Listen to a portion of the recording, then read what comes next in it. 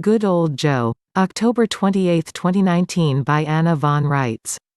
I keep saying bluntly, you are all victims of identity theft. You are Americans, but you have been deliberately and with malice aforethought misidentified as U.S. citizens as if you were born in Puerto Rico. Your credit cards and other assets have been stolen by your federal employees and used as collateral for their debts and investments. Now they are going bankrupt and leaving you on the hook as the presumed co-signers of their loans.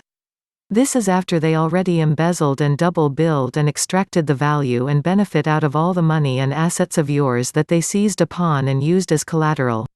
This is the same situation, howbeit, on a much larger scale, as some con artist taking out a loan in your name and leaving you to pay for it. Or a credit card hacker going out and buying things on your card and leaving you to pay for it.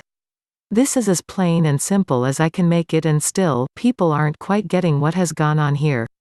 In this situation, you are the priority creditors in the bankruptcy, but your claims are not being brought forward and your assets are not being protected, and these odious debts are not being discharged because the people on your payroll who are supposed to be protecting your persons and property have done the exact opposite. They have preyed upon and pillaged you instead. So, waking up to this nightmare is not pleasant. You are on a runaway train. Your employees have run amok and gone rogue. And what are you going to do about it? 1. You are going to correct the falsified political status records they foisted off on you, to make it appear that you are a U.S. citizen, that is, federal employee. 2. You are going to boot up the actual American government you are owed, assemble your states of the Union, and present yourselves, instead of being represented by these crooks. 3. You are going to bring forward your claims as a victim of these fraud artists, and you are going to hold the foreign governments responsible for these wildly mismanaged corporations to account, specifically the Holy See and the British monarch. Your actual Federation of States, the unincorporated version of the United States of America, has been in the field working to protect your interests and expose this criminality, but God helps those who help themselves. Imagine waking up one day to find jack-booted UN troops on your doorstep, waving AK-47s and telling you that you and your family are being evicted from your homes and land for failure to pay debts you never authorized and never knew about? Debts accrued for you under totally false pretenses and false presumptions. These same UN troops tell you that your share of this debt is $750,000 for each person in your household. Pay up within 30 days or else they will be back to physically remove you from your home. This is what they have planned for you and every other American. We have a different plan. We expose the criminality and double-dog dare them to deny it. We demand remedy and restitution, the discharge of all these odious debts and the return of our persons and other assets free and clear of debt or encumbrance. As their employers, we order them to stand down, and we tell the rest of the world the God's honest truth: we were not aware of and did not authorize any of this fraud. Our contracts with these con artists are clearly spelled out in the constitutions, and any presumption of any other power is disallowed and not in evidence. These fraud artists have sat on our shores since 1913 making equitable exchanges of our silver for their paper, and because the American public was fooled into thinking these charlatans were their lawful government, they trusted these interlopers and didn't hold them to account. But now we are.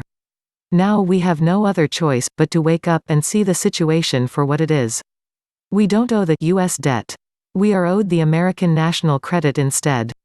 All those scheming foreign powers and for-profit corporations are being given the boot by Americans just like you, who know who they are, and who have taken the time to correct their falsified political status records and put together their state assemblies. I have asked this question before: if you knew that you were the victim of identity theft, how long would it take you to take action and report it?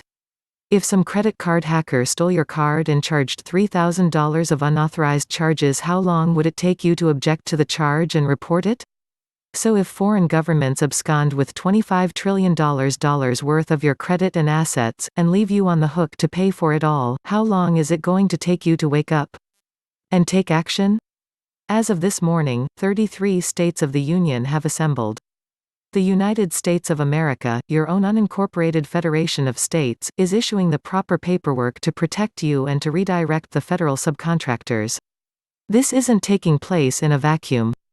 People around the world are waking up to the same nightmare of unaccountable incorporated government entities that are merely for-profit corporations in the business of providing governmental services, yet posing as their own legitimate government, racking up unauthorized debt against their credit and assets, and parading around as if employees had the right to harass and bilk and intimidate their employers.